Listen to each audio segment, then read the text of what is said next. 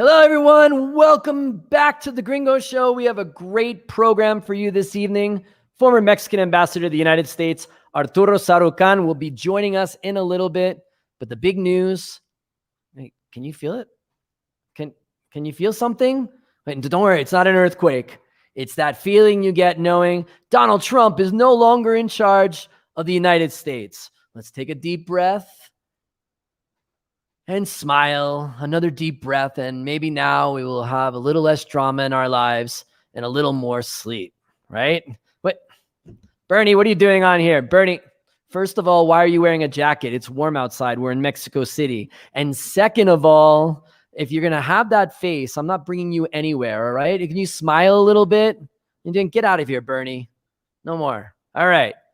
Well, talking about Trump, not everything he did was bad. He was the first president since Jimmy Carter to not lead the U.S. into a new foreign war during his administration, and probably had one of the smallest hand circumferences of any modern president. I mean, I don't have the facts of how big his hands are. I just assume that he had the smallest hands of all the presidents.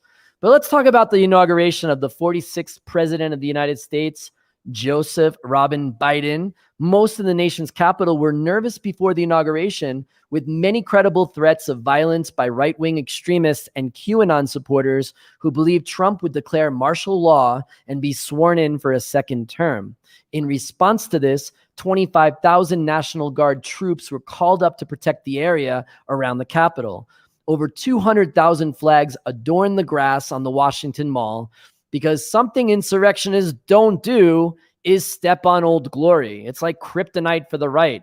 Desecrating the flag is like the worst thing someone can do, or even kneeling during a flag ceremony is super un-American. However, you can still wear American flag hats, American flag underwear, American flag bathing suits, bath towels, sunglasses, whatever. If it sells, you can buy it, but don't step on the American flag.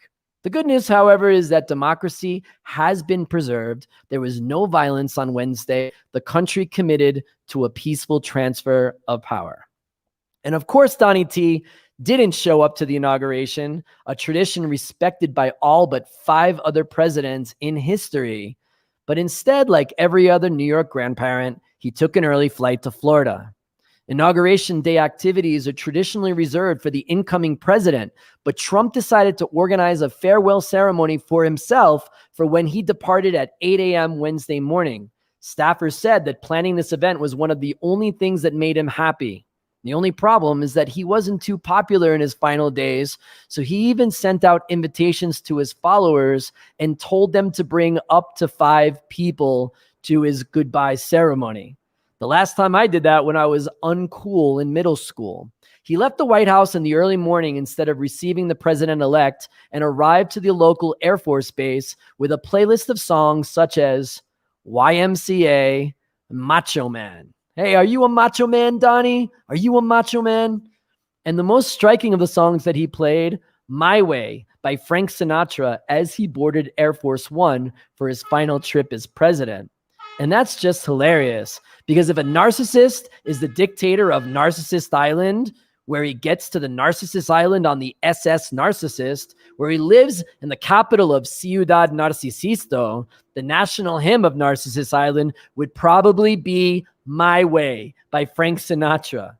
And here's a lesson for all of us. Narcissists, even though they're charming, they make you feel great, they're always so popular, they look confident. At the end, they always lose and end up sad and alone. Hence, +5 on his invitation, and not that many people showed up, including his former best friend, the Vice President of the United States. And so, if you think he's going to have a good time in Florida, think again. He's got a number of civil and criminal lawsuits to deal with, as well as an impeachment trial where he could possibly end up being the only U.S. president in history to be convicted of treason in the very country he led. Deutsche Bank, one of the largest lenders to the Trumps, as well as other companies, are terminating their work with him. His hometown of New York City canceled all of their contracts with the Trump Organization, including 2 ice skating rinks and a golf course. For all of you that want him to suffer, trust me, he's got a lot of problems on his plate.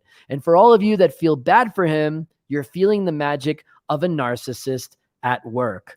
Oh, and by the way, Frank Sinatra is on the record that he hated Trump's guts.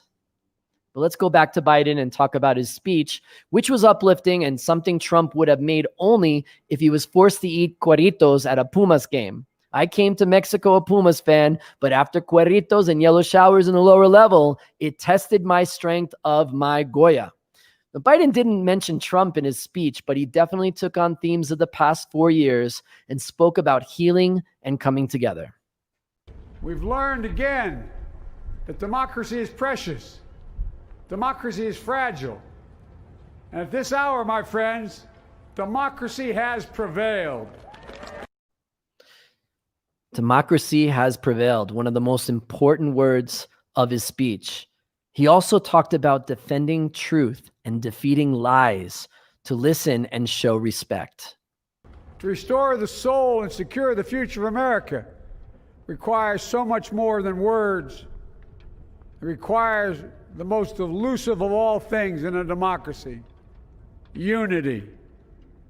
Unity. Really strong messages about unity, about bringing people together. Also, he made a shout out to the cast of Acapulco Shore during his inauguration speech, demonstrating Mexico's values. And wait, that didn't happen. Hector, did you put that one in?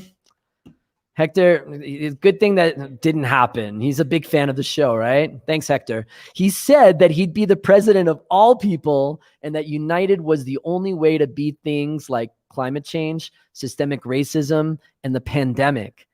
It was also a festive environment with performances by Lady Gaga, who wowed the crowd with her voice and her very big dress. And please welcome Lady Gaga.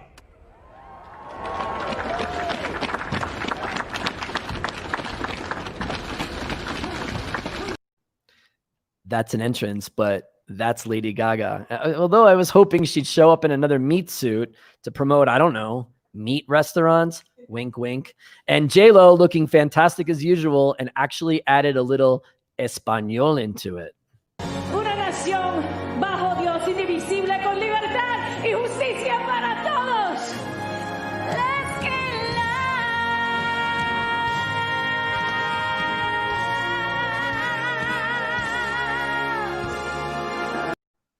Joe was falling asleep a little bit. Woke him up with that one. And the ceremony concluded with stunningly moving poetry by 23-year-old young poet laureate Amanda Gorman. For there is always light if only we're brave enough to see it, if only we're brave enough to be it. What a beautiful words from Amanda Gordon. If you have a chance, watch it if you haven't seen it yet.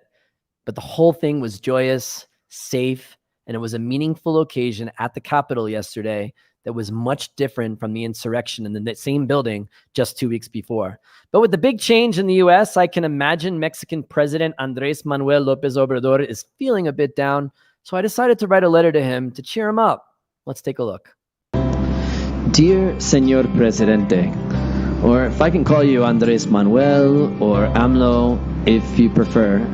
But actually, do people call you AMLO when they're with you? Did your grandmother call you Amlito? Hey, Amlito, where's my tupper? I know you're really sad today that Donnie's gone. We all thought you weren't going to get along at first, but it was nice to see you forge a good friendship. You knew right away he was kidding when he said, "Pay for the fence, Andres," and you knew that good fences make good neighbors. You also helped him out. Instead of taking care of your own home, you helped him keep your other neighbors out. And the way he looked at you, it was love at first sight. Do you think you'll keep in touch? He's moved to a nice place in Florida. Do you think you'll vacation with him? Hey, great idea. Invite him to Palenque. He loves living in the past. Just make sure he has access to Fox News while he's there.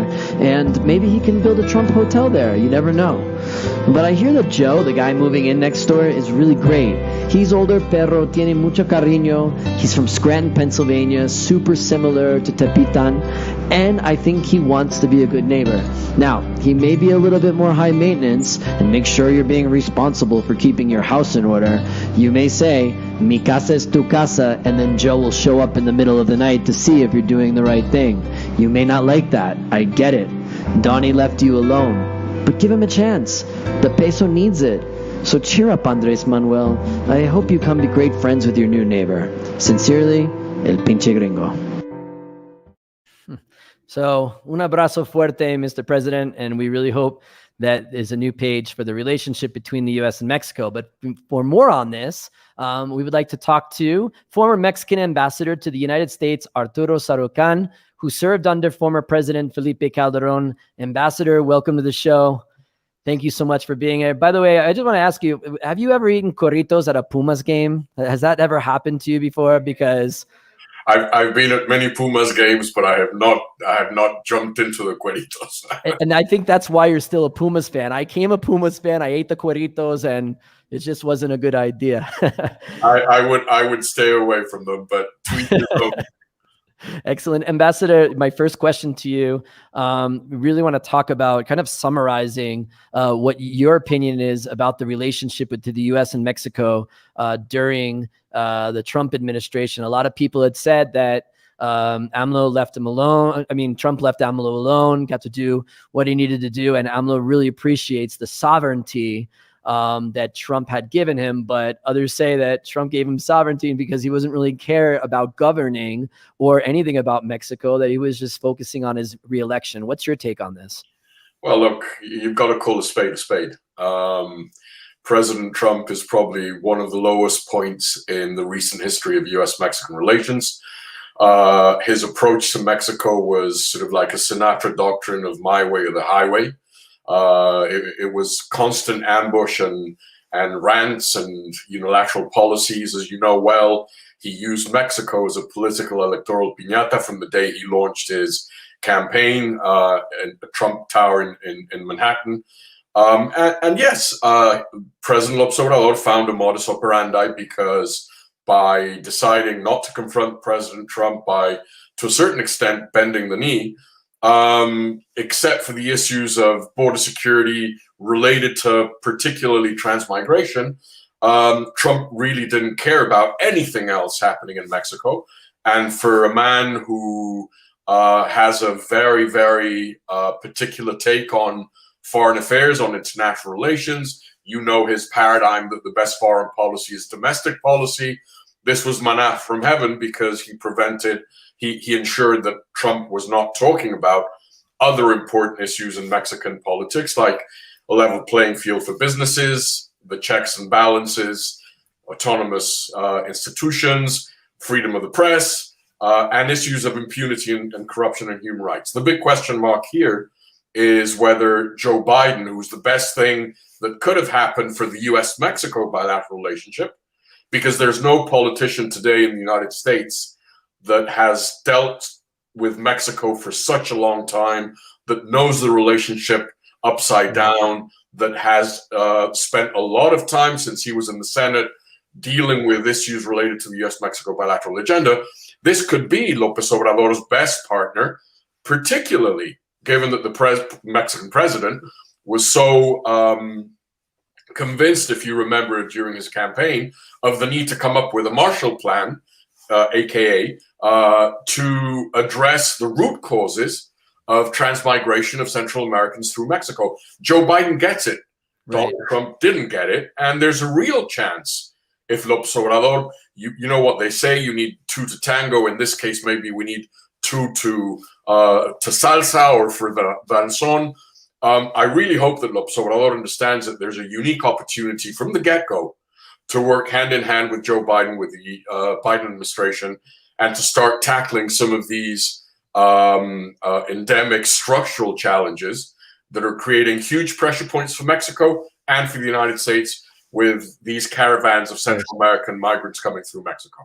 Yeah, but let's talk more about AMLO's love affair with Trump. I made a segment before, we were joking around about it, but truly speaking, a lot of people were thinking that the relationship was because AMLO had a strategy to make sure the peso was low and his autonomy. But then when Biden won, he was one of the last leaders of the world to congratulate Joe Biden. And with the recent episode with General Cienfuegos and some other things, it looks like that there's something between him and Trump that he saw. What do you see with that? to a certain degree, they're twins from different mothers. I do think that what could have been explained as pragmatism by Mexico's president at the outset of his relationship with Trump, by the time we reached this past summer with his ill-advised trip to Washington, D.C., right in the midst of a presidential campaign, then, as you say, his decision not to congratulate Joe Biden until the very end, this very, very stark letter that he sent President-elect Biden, if you compare it with the 4 pages that he sent Trump when he won the Mexican presidential elections in 2018, then this absurd decision to try and provide asylum to Julian Assange, the man single-handedly responsible for hacking the Democratic National Campaign in 2016, what you said, what has happened in terms of the security relationship with Cienfuegos, and then blasting social media for kicking Trump off their platforms because of the disinformation and the lies and the polarization. So what could have started off as an argument of Mexican pragmatism in what is, as you know well, a very asymmetrical relationship in terms of power, by the end of this year, in Washington at least, among Democrats and members of the campaign, of the Biden campaign and transition team, what could have been explained as pragmatism is now increasingly seen as the conviction of a Mexican president who really felt close ideologically to the outgoing US president, and that may come back to haunt him. So what's the strategy here? There must be some kind of strategy that they are doing, because the funny thing that's unreal about this situation is that he knows that the relationship needs to improve for the economy to improve and other things. So what's going through his mind right now? Well, I think the good news is that he will continue as he did these past 2 years to try and ensure that the USMCA, the newly renegotiated USMCA, is not challenged, and there will be some tricky moments there because, as he has talked about eliminating autonomous regulators, some of those regulators, telco for example, could, if he eliminates it, could violate USMCA. His environmental and energy policies certainly could provide huge challenges on the USMCA front, but it does seem to be that he is determined to ensure that USMCA continues to be the backbone of the relationship, and that in and of itself is good news. The second part where I think the Mexican government and the president can sort of hopefully create an early success story in the relationship with the United States is by working with the US in regards to Central American transmigration and to the joint management of our border, going back to a paradigm which was so important for 2.5 decades in the relationship, which was joint responsibility, which basically means that in this very complex relationship that we have, no country alone can solve the problems or tackle the opportunities alone, that we have to work together to take advantage of our neighborhood and our partnership. Absolutely. I have 1 minute left, but are you worried about, I guess, playing devil's advocate, that left-wing or very liberal government is going to be really assertive on Mexico and put in American values and enforce American values on Mexico? I know in past administrations, that's how Mexico, generally speaking. Do you anticipate this happening in a Biden administration?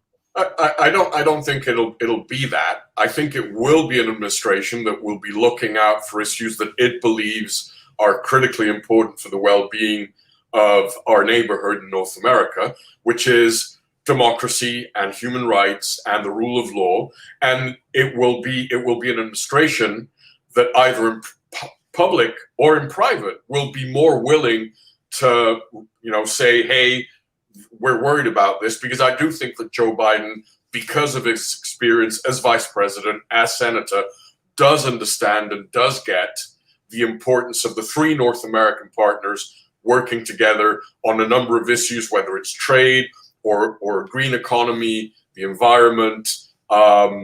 This will be an important issue, but I don't think you will see an administration that will be poking its finger in in an irreflexive way. I think they will be careful, but they will also be looking at issues which the previous U.S. administration under Trump didn't care about. Absolutely. Well, let's hope that things get better, they improve, because there's so much interdependence between these two countries. But thank you so much, former Mexican ambassador to the United States. You can't press Control-Alt-Delete, as some would like, and eliminate one country from the other. We are Siamese twins, whether we like it or not. Absolutely, like a sling, right? Like what happens in the U.S. happens in Mexico. Oh yeah. Trimestre más, or later. So, former Mexican ambassador to the United States, Arturo Sarukhán, thank you so much for being on the show. Really appreciate you. Great pleasure. Thank you for having me on. All right.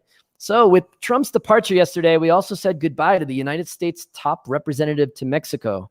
Ambassador Christopher Landau submitted his resignation to the president after a short 17-month stint in office, effective 12 p.m. on Wednesday, culminating in a very challenging environment during this pandemic. And if I may say, for those of you on the left, we should be grateful. Many were worried that Trump would appoint an ultra-right cowboy / Texas oil man named Chet Texoil, who thinks Mexicans speak Mexican, and speaking Mexican louder in English will get people to understand him better. Margarita, please. But we didn't. We got Ambassador Landau, who not only was a two-time guest of this show, and surprisingly came on wearing the most fantastic jacket in ambassadorial history, #ambassador jacket, but he also grew up in Latin America and spoke fluent Spanish. He was here when the historic USMCA was signed, and no matter what you think about the details, the relationship between the two countries was strong during his ambassadorship. He traveled the country extensively, even in tough times, showing a true love for the culture, people, and food. His wife, Caroline, now has a newfound love for Mexican cleaning products as well, and proof that he touched many people's lives and hearts.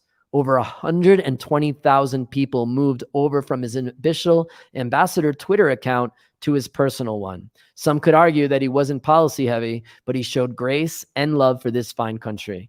On behalf of the American community and the Gringo Show, thank you, Ambassador Christopher Landau, for your service. Speaking of former ambassadors, Christopher Landau's predecessor, Roberto Jacobson, was appointed last week to serve as a coordinator for the southwestern border on the U.S. National Security Council in the Biden administration, and will focus on asylum, immigration, and other issues involving Mexico. For more on this, we go to Gringo Show contributor, the lovely Martha Smith, to discuss this new appointment. Martha, how are you? I'm so glad to have you on. It's such a pleasure. It's great to be here with you. Thank you for the invitation. No, of course. Martha, tell us more about this. You have worked extensively with the ambassador. Tell me about the experience she brings to the table in this new role, and tell us a little bit more about this role.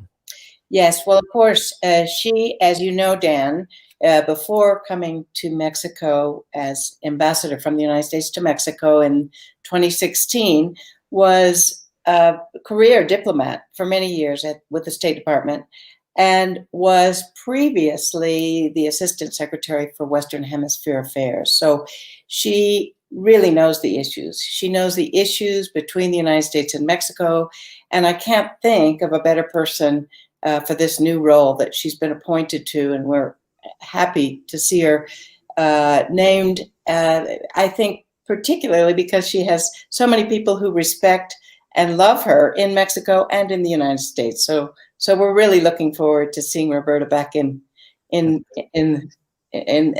business of the U.S.-Mexico relationship. Absolutely. And then that's an interesting point, that she has a lot of friends in Mexico as well as the U.S. And it seems like she's going to be bringing a lot of perspective, not just from the American perspective, but also from the Mexican perspective, which is so important in these types of issues that are affecting her.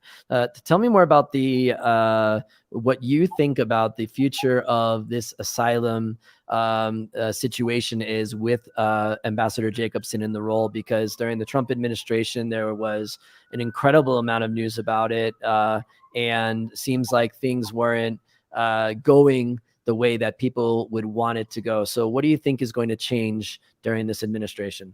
Well, the Biden administration has already announced that it will give importance to bringing back to the floor of the House of Representatives and the Senate a bill to incorporate comprehensive immigration reform. And we're looking forward to seeing how that may play out. It's not easy. It's been tried before, but within that question that you've just asked about asylum, I think that there will be changes, certainly, to the asylum process, but it may take time before the Biden administration can roll back so many of the changes that the Trump administration made to the asylum process.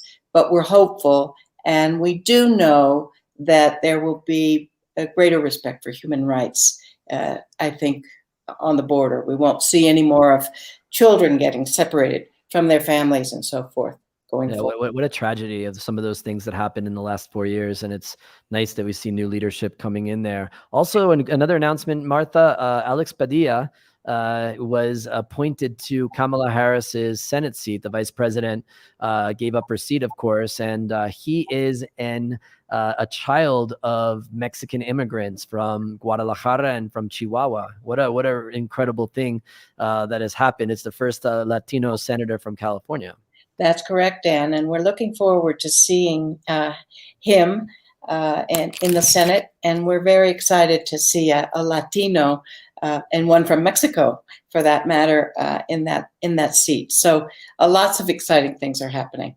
Absolutely. Martha Smith, thank you so much for coming on. I know we're going to be doing some really great things in the future with some future projects. So we'll see you again soon on there. Martha Smith, Pinch Gringo Show correspondent. Thank you so much. All right. That does it for the Gringo Show. But before we go, even though Mexico City is in a tough red light situation with COVID, the government allowed restaurants to open terraces as well as place tables on sidewalk and street for in-person dining in addition to pickup. So if you're watching us from Mexico City, support your local restaurants. I know many are struggling to make ends meet. And as always, order some ribs and brisket from our sponsor, Pinch Gringo Barbecue, by visiting the website at pgbbq.mx. On a programming note, we will have Herman Gonzalez Bernal, Vice Chair of the CANIRAC, the largest restaurant association in Mexico, on the show to talk about the current state of restaurants during this pandemic. So definitely tune in for that. It should be great. And if you haven't already, please follow us on Facebook, Twitter, and Instagram. Until then, be safe, be happy. It's a new day in the U.S. and the world. Have a great night. Pinche Gringo, Mexico is laughing thanks to you.